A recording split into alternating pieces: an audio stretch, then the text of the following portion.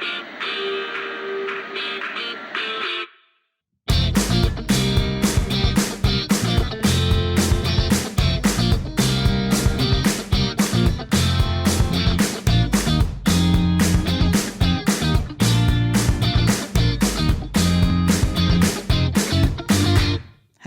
and welcome to Small Screen Science, the podcast where we look at the science behind your favourite TV programmes. I'm Karen.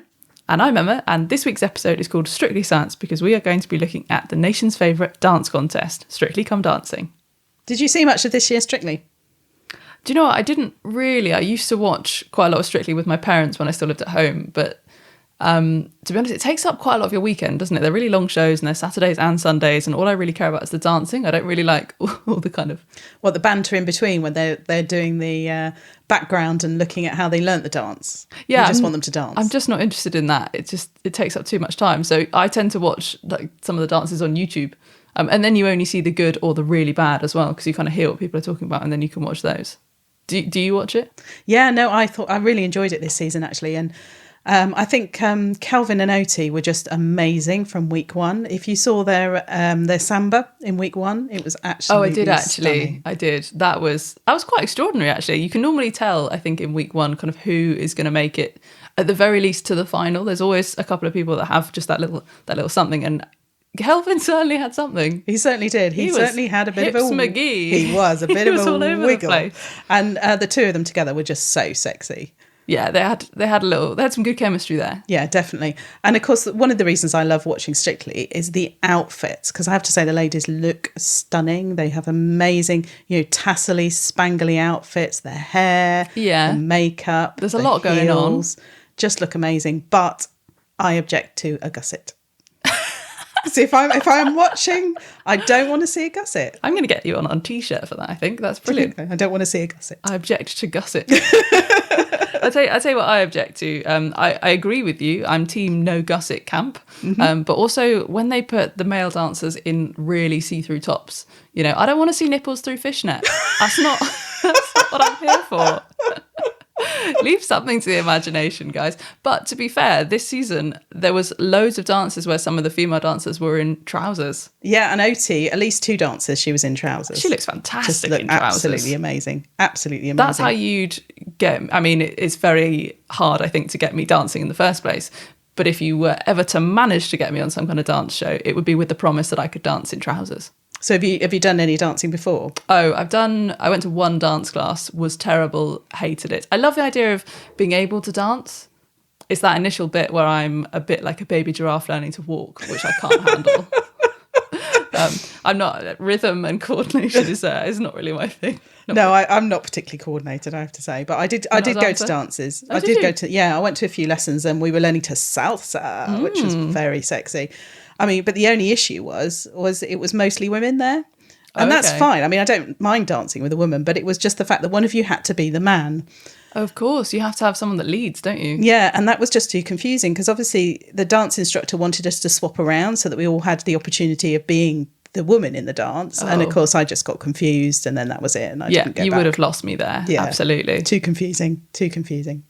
Speaking of a salsa, one of your favourite clips of Strictly of all time was a salsa, wasn't it? This was, listeners, if you've not seen this is Ed Balls dancing the salsa, and it's everything you imagine. I'd not seen this at all until you made me sit down half an hour before we recorded this and watch this, and it's so spectacular. We're going to put the link in the show description so you can go and watch it now if you haven't seen it, or if you just want to watch it again because it's comedy gold.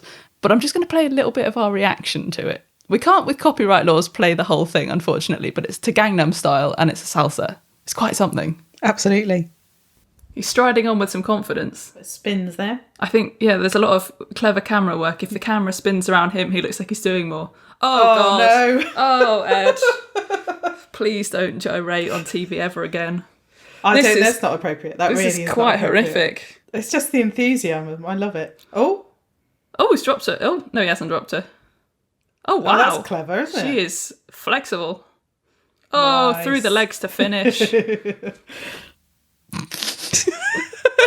Oh, even listening back to that, it's just such a funny piece of television. It's comedy gold. It is. And you know what, I really hate to admit it, but he probably is doing better there than I would be. Do you think? Possibly. Yeah. And that's not a reflection on his talent. That's a reflection on my lack of. So what score would you give him for that? Oh, score. I think, you know what? I think for actually getting the moves done and, you know, his dancing prowess, he's probably got maybe a 4. Ooh, okay. But for effort and for styling it out, he gets a solid 7. Nice. Channeled my Len Goodman there. Perfect. I think it's probably time we get on with the episode. What do you think? A little bit of science. Let's get some science in here. Okay. So we during our research, we came across something really interesting, actually, and I think you probably best describe this. So this, listeners, again, we're going to put a link up in the show description, is a fantastic competition called Dance My PhD. Oh, yes. And it's exactly what you might or might not think it is. So PhD candidates who have gone through their entire process of getting their doctorate, once they've finished their thesis, they try and explain their research through the medium of interpretive dance. Interpretive dance. Yeah, which is fantastic, let me tell you right now. So one of the ones that we watched, which was particularly brilliant and wholeheartedly we recommend, is the 2018 winner. Yes, and what he was doing was looking at superconductivity, and he did Superconductivity, the musical. Brilliant. Which is just, you just have to watch it just because of the title. But what he had was all the dancers being electrons. So the movement of the electrons was the dancers explaining what happens during the process of superconductivity, which was amazing. Some electrons were better dancers than others. Yeah, we did notice there was one particular line that was amazing and others not so much. No. And to be honest, I'm not sure I learned an awful lot about superconductivity. No. But it was brilliant to watch. Yeah, absolutely. And definitely worth a look. And that's a really cool example, I think, of a collaboration between science and creativity. But in this instance, the creativity kind of comes after the fact, doesn't it? The science, the research has occurred, and then they're using dance as a kind of a really cool medium for science communication, I suppose. Yeah, and what people don't realise maybe who are dancers, if you take ballet dancers, for example, is the amount of physics that's involved in actually dancing. Yeah, science can actually be really fundamental to understanding dance and dancers. Yeah, and there's been a lot of research looking at how, science can help prevent people getting injury. They can help dancers jump higher, spin faster, do more spins. And actually, there's been a lot of work looking at the physics of ballet, which is quite interesting. And we wanted to look at one ballet move in particular. Arguably the most famous ballet move, probably of all time. I would imagine so, yeah. This is not coming from someone who knows their ballet. But at some point, people will have seen or heard of the 32 spins that happen during Swan Lake. The Black Swan manages somehow to very cleverly spin 32 times in a row. And what's interesting is that there's someone called Dr. Kenneth Laws, and he did a lot of work looking at the physics of ballet. And the reason he did this is because he got a couple of children who were wanting to go and join ballet, and he thought he'd go along and join in and see. So that's quite nice. It's good parenting. And he quite enjoyed it. His children got bored after a while and dropped out, but he carried on with the ballet. Oh, really? And he's a physicist, so he thought let's combine the two interests, the ballet and the physics, Naturally. and looked into the physics behind ballet. And he has actually done a paper looking at ballet spins in particular, and all of the physics involved in a spin. Okay, talk me through. Okay, so if you imagine you're there, you're ready to do your pirouette. What you do is you push off with one foot, and by pushing off and twisting that foot, what you're doing is generating or creating torque, and it's that torque that causes the rotation. Right, gotcha. And then obviously once you've generated that rotation, you've got rotational momentum, and that means that you can carry on spinning round.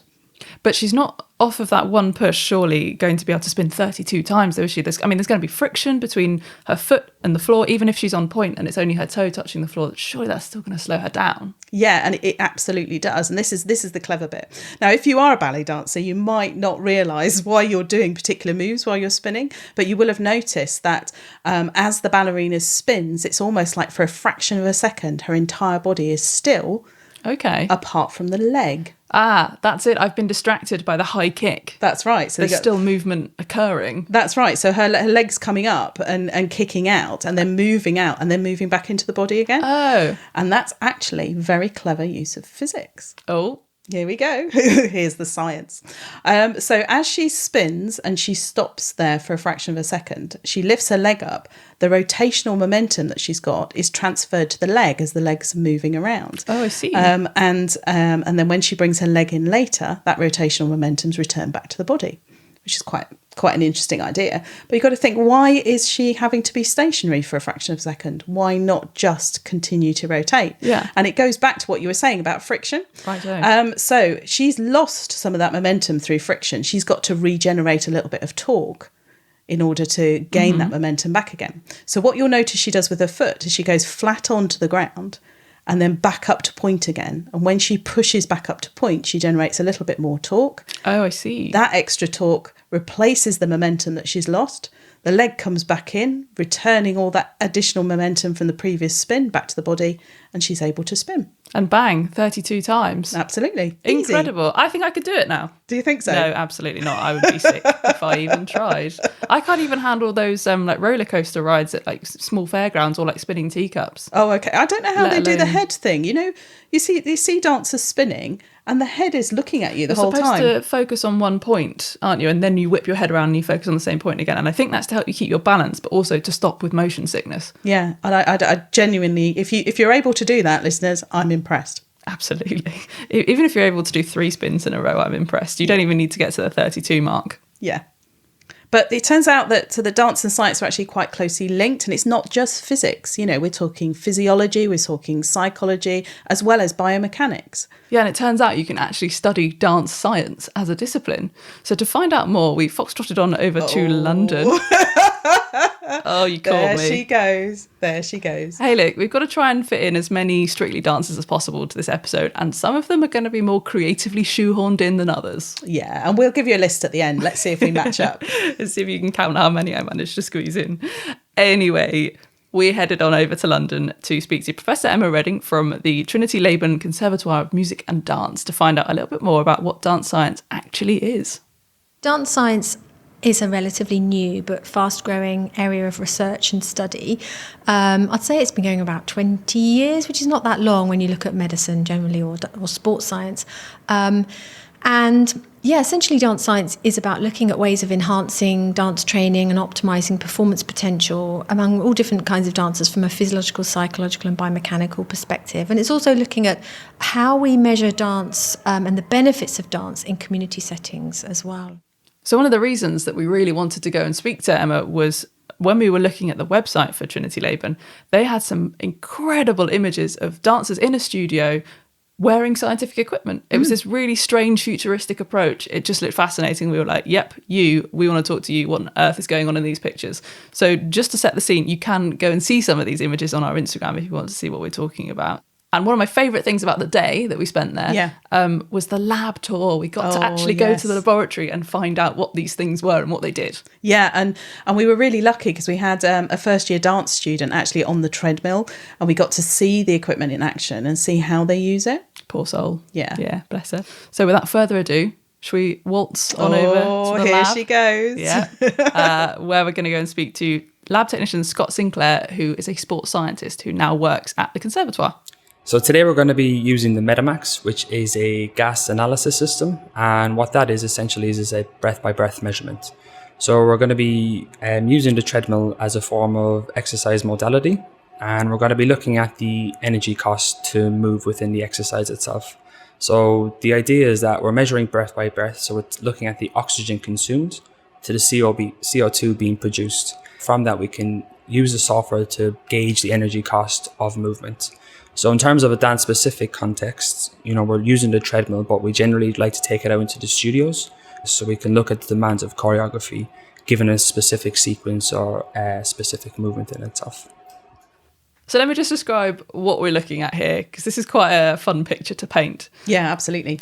The student is on the treadmill and she's got what looks like a face mask on, which is kind of wired into a tiny little backpack that she's got strapped to her, which is, again, wired into another machine.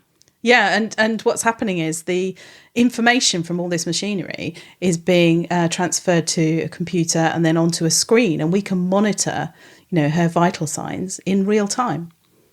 And of course, as you can, I'm sure, imagine, with a treadmill running and all sorts of scientific equipment whirring away in the background, there's quite a lot of background noise to this clip. Yeah. So I'm just going to start the test. So we've collected some resting data now. So all the variables on the screen look quite stable, and we know we're quite happy to go. So we're looking at VO2 values, we're looking at VCO2 values, and we're looking at RER values. So your RER is what is known as your respiratory exchange ratio. And in simplistic terms, that's basically looking at your substrate utilization. So how much fat you're burning, how much carbohydrate you're burning. And depending on the value, that will determine which energy system or which substrate you're actually utilizing at that moment in time. So right now we're looking at about 0.85, which kind of tells us it's predominantly fats that we're burning / bit of carbohydrates. Now, when we start to increase the intensity of the exercise, that value will shift to the right, and we'll start to get values of greater than 1. When we see values of greater than 1, that tells us we're working quite heavily on the carbohydrate side, which means we're kind of gearing in towards fatiguing. We're transitioning more to the anaerobic side. So we're switching from aerobic to anaerobic. And we're going to increase to 7 kilometers an hour. So now the intensity is going to start to rise. And if you look on screen, we have this blue line here, which represents our VO2.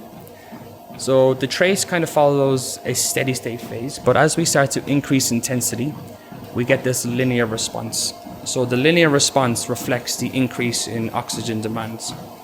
So the idea is that we're going to increase, and to really deem a true VO2 max, we'd like to see a plateau in the VO2 curve. And really what that represents is the upper limit, so the ceiling of that individual. He mentioned VO2 max there quite a lot, didn't he? He did indeed, yeah. Science teacher Karen. Yes. You know what I'm going to ask you. Oh, absolutely. What is VO2 max? It's the maximum rate at which the body uses oxygen. So it's that kind of upper limit for athletes, and in this case dancers, the maximum rate at which you can use oxygen. So this is really important because it can help us work out whether dancers, and at what point dancers are respiring anaerobically and aerobically, isn't it? Because if you stop being able to use oxygen, you start to respire anaerobically, which means you produce lactic acid. Yes, and we know what lactic acid leads to. Cramps. And nobody wants cramps. No, absolutely not. I don't think that's a feature of Swan Lake. No, it doesn't make a dance look elegant. If you're at the back of the Nutcracker and someone's stretching out someone's leg. That's not going to look great, is it? Do you know what? I've got a vision of that now. You're welcome. You're very welcome. So this particular setup as well is really important on an individual basis as well, isn't it? Because you can learn as an individual dancer at what point your personal fatigue is. So if you're looking at a piece of choreography that you and all of your classmates or your contemporaries are doing, maybe some people fatigue at different points. Yeah, because you've got to think about, if you are carrying out this particular piece of dance and you're struggling at one particular element of it, then maybe you need to change your fitness regime to get yourself fitter so that you're able to then, carry out that particular piece of choreography elegantly. To the best of your abilities and to minimise your own injury. Yeah. And science, of course, is not just taught or understood in the lab with dance science, is it? No. So let's take it back to Emma Redding now to find out a little bit more about how they use different disciplines of science in their understanding of dance. Another research project we're doing is looking at tracking dancers in training so that we can prepare them even better for the profession and the demands of the profession. So we screen all our dancers. So we essentially build a profile of every dancer. So, for example, in our first year BA program, we have 135 dancers. They all want to become performers and choreographers. And we invited them down to the dance science lab, and we did a 1-hour screen with them where we were measuring their flexibility, their strength, muscular endurance. We looked at, for example, bilateral differences, whether they were really different on one side to the other, their turnout. We did some psychological measurements as well. And essentially what we're trying to do is look at how they progress across time. So they've already passed their audition, they've passed on their artistic merit, but once they're in, we give them information about themselves so that they can feel empowered and responsible for their own development, but also we can look at what we're doing with them. Are they leaving after 3 years healthier, fitter? Do they smoke less? Is their menstrual health more normal? Are they more flexible, stronger, fitter, less injured? And the other thing we're doing alongside that is measuring their injury, tracking their injury every week across time, just to see where maybe the trends and patterns are, so that we can then respond accordingly within the curriculum to make sure that they're not overtraining and that they're working optimally. You mentioned menstrual health there. Is there a link then between kind of dancing and how your body's regulating those processes? Yes, there is. Research indicates that dancers, particularly ballet dancers, are more at risk of experiencing irregularities when it comes to their menstrual health. So in the general population, I think it's something around 2 to 5% of females don't have regular periods. But in the dancing population, particularly in the ballet world, it can be anything between sort of 5% to 70%. So pretty serious. And there are lots of reasons for that. Some ballet dancers tend to restrict their diet, their nutritional intake, so they're underweight or under fat, and their body, then their brain is essentially saying, you can't menstruate, you're not healthy enough to reproduce. So that's what happens. And of course, at the time, a lot of dancers are not too bothered about not having regular periods. I mean, it's an inconvenience, right? So, but actually the long-term effects are very serious. So we try and educate dancers and tell them the risks. If their body mass index and body fat falls too low, then they are at more risk of irregular menstrual cycles. So I think it's something that happens in sport as well, isn't it? Where you get athletes who become supremely fit, a low body fat again, and consequently their periods are affected. And a lot of female athletes will then stop training in order to become pregnant. But psychology also has a real impact, or it plays a role in dance science as well. How do you kind of communicate that and teach your students about the psychology? Yeah, psychology has a really big role to play when it comes to optimising dancers' performance and their training. And we have people here who are psychologists, and they are on our lecturing team. So they teach the dance science students, but they also teach the students who are doing the sort of the dance programs, the undergraduate programs, where they don't want to be dance science researchers, but they want to be good dancers, and our psychologists teach them as well. We have a compulsory module in the first year where they all have to learn about, have to develop their psychological skills, so their ability to self-talk, to goal set, to use mental imagery, to use relaxation techniques. They all learn about performance anxiety and the debilitating effect of performance anxiety and how to combat that, and they all learn how to develop coping skills and coping strategies when it comes to stress. So they're sort of trying to, I suppose we're trying to get them to regulate their own emotions more. So yeah, there's quite a lot of research now into, for example, the psychological impact of injury and how that affects dancers very significantly. Because, at the end of the day, dancing is their identity, it's who they are. So if they're injured, it affects their whole being, not just their job. So Emma finished there talking about about psychology and about well-being, and there actually been a large number of studies looking at the relationship between dance and mental health. Yeah, particularly actually with people who have neurodegenerative diseases such as Parkinson's. So there's a lot of studies that look at how dance classes can impact their motor functions, so things like their gait, their balance, their ability to walk, but also crucially on their mental health and how they feel as an individual, how they assess their own quality of life, and how much confidence they have in their own abilities to do physical things. And bringing it back to Strictly, we're talking Argentine tango and salsa. Yeah, specifically, these seem to be the two dances that are really popular in dance classes that are tailored for people with Parkinson's. We found these papers so interesting that we thought we would actually speak to Parkinson's UK about how dance is used as a therapy. Absolutely. And this is something that Katie Goetz, the professional engagement manager at Parkinson's UK, very American smoothly now come explained. on, I've got to stop you right there because... Hey, that one was great. That was very good, I have to say. I just had to acknowledge that. I've been planning that one for weeks. Anyway, let's go and chat to Katie. So we've been doing a little bit of research into Parkinson's, and what interests us particularly is the link between dance and Parkinson's and how it can support people. Yeah, so we know now that exercise is as good as medication, as good as drugs for people with Parkinson's. So at Parkinson's UK, we're really keen on getting people exercising, getting people more active, because it can help delay the progression of their symptoms and help them manage more on a day-to-day basis. And dance is a fantastic type of exercise. So obviously it has great physical benefits for people, and it can help people work on specific symptoms that they might experience as part of their Parkinson's. So their coordination, their balance, speed and size of movement. So you'll see a lot of dance programs focused on Parkinson's, people doing really big movements, jumping around everywhere. But also it has that social benefit to it and that mental health benefit to it, which is obviously for anyone with a long-term condition, getting out there, meeting people with the same condition and having that connection is hugely beneficial as well. And when it comes to the actual pathways, do you know actually how dance does manage to slow down the progression of the disease? So there hasn't been that much research done into the specifics of that, but there is growing evidence showing that exercise in general can be progressive and can stop the progression of the condition by helping brain cells to regenerate.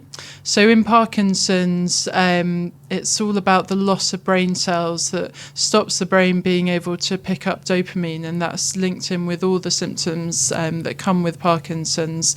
But we don't have any medications at the moment that can help those cells to regrow. So the drugs that we have kind of mask the symptoms, but there's no way of stopping that progression. So exercise might be, and there's growing evidence that it might be a way to actually start regrowing the brain cells for people. And of course, dance isn't just a positive thing for people with Parkinson's. It's also great for those in the elderly community. Absolutely. And this is something that some of Emma Redding's research actually looks at. And at Trinity Laban, they now run classes and research with the elderly. So we've got a large learning and participation or community department that does a lot of outreach work with different populations in the surrounding area and beyond, actually. And we've teamed up with them. And we've done a couple of research projects now with older people, with younger people, people in schools, people in socially deprived areas.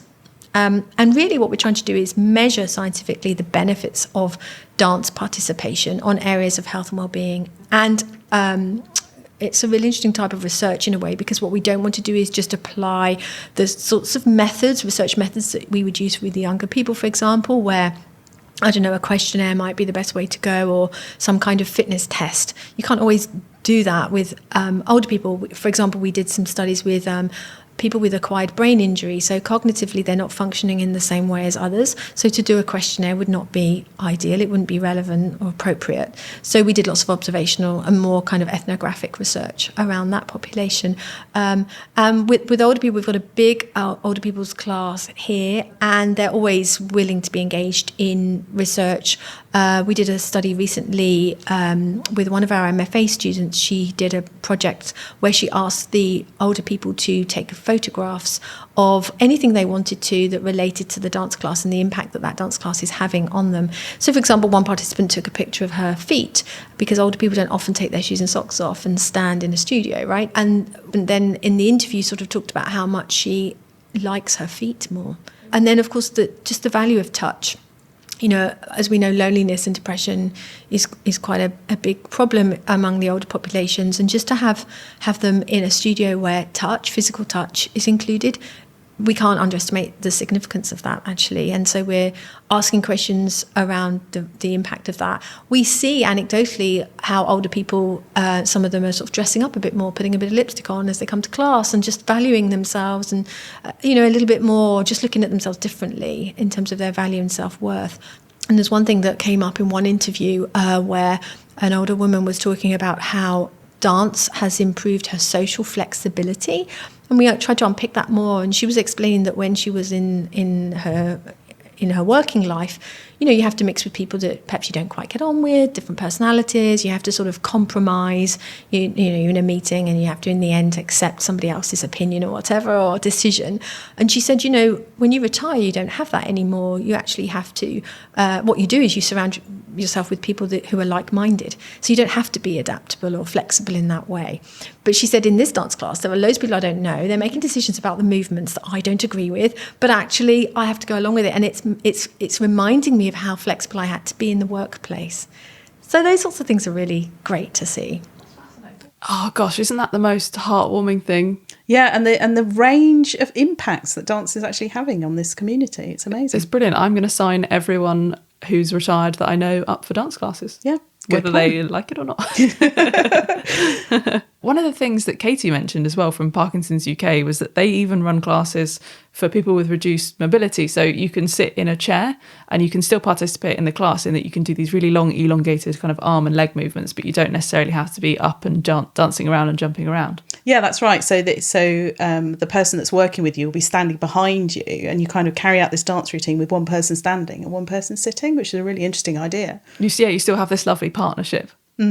It's brilliant. I think, maybe that would suit my potential dance style. Do you think? So you think you could do some kind of elegant dance routine while seated? Whether it would be elegant or not, I don't know, but it would probably mean that I wouldn't fall over and, have everyone laugh at me quite so often. Oh, I suppose it's got those kind of benefits. Yeah. I mean, me personally, I think I'd like something a little bit more energetic. So I'm more of a kind of a Lindy Hop kind of person. It's something I really would have loved to have learned. Very bouncy. Yeah. To be fair, I have to agree with you. I'd love to be able to maybe do like the jive or the Charleston properly. They look amazing. Yeah. We saw when we were watching the videos earlier on today, we watched some amazing Charlestons. We did. And again, women dancing in trousers. Yeah, which is always good. Fantastic. And, speaking of, these kind of more active dances, there's also been quite a bit of research into Irish dancing. Oh, another very high octane dance, yes. Yeah. I don't know how they do that with all the feet going really, really quickly. And their upper body not moving at all. I know. What a skill. It's amazing. Yeah, genuinely. I just genuinely don't know how people manage to do Irish dancing. But the research was actually carried out by Dr. Jane Shippen at Coventry University, who's actually a biomechanic. Oh, right. And he's looking at, the mechanics behind biological systems. And he was looking at one particular move within Irish dancing, which is called the rock. Oh, is this the one where they, rock quite quickly on their ankles and, almost looks like they're going to break their ankles? Yeah, kind of rocking from side to side. Yeah. And he was looking at the forces involved in that. And he found out that actually there's 14 times your body weight's worth of force going through the ankle. What? During that move. I know. 14 times. Gosh. Your body weight. And of course that's a real injury risk. Yep, I can see that. Yep. So what he did was he worked with the dance troupe, worked with the choreographers, and they changed the way that they do the rock slightly. And it's something where if you were watching it as an audience member, you wouldn't necessarily notice the difference. But just by tweaking the choreography, they reduced that down to 8 times the body weight. Oh, wow. So quite a significant change. I mean, 8 still sounds like quite a lot of extra body weight, but that's a huge difference. It must make such a difference on their injury prevention. Absolutely. And, this is a really good example of science and dance working closely together. Excellent. Well, that's about all we've got time for today, Karen. Mm-hmm. And before we wrap up, if I was going to go to California and I was going to go dancing, where should I go? I don't know. To San Fran Disco. Oh my God. Do you know what, listener? She would not tell me what that joke was going to be. I knew she was going to do a joke. I didn't know what it was going to be. I dredged it up from the depths of the internet and I really chuckled. So I just thought, I'm going to have to try and squeeze that in somewhere. That's a proper Christmas cracker joke, that one. It is. Yeah, you're right. I'm sorry. I'll do better next time. But listeners, if you've been playing along with our Spot the Strictly keyword bingo, you should have noticed that we managed to talk about quite a few dances. Quite impressive here, actually. So you should have spotted the samba, the salsa, the foxtrot, the waltz, the Argentine tango, the American smooth, the Lindy Hop, the Charleston, and the jive. But we did miss the rumba. That was on our list and we failed. Oh, never mind. And don't forget to subscribe and leave us a nice review if you've enjoyed this. Yes. And you can keep in touch with us as well. So if you want to see any of the things that we've referenced in this week's episode or find out just generally what we're up to, you can find us on Instagram. At Small Screen Sci Pod. On Twitter. At Small Screen Sci. On Facebook. Small Screen Science Podcast. Or you can drop us an email. smallscreensci@gmail.com. Lovely jubbly. We look forward to hearing from you and we'll see you next week. Bye. Bye.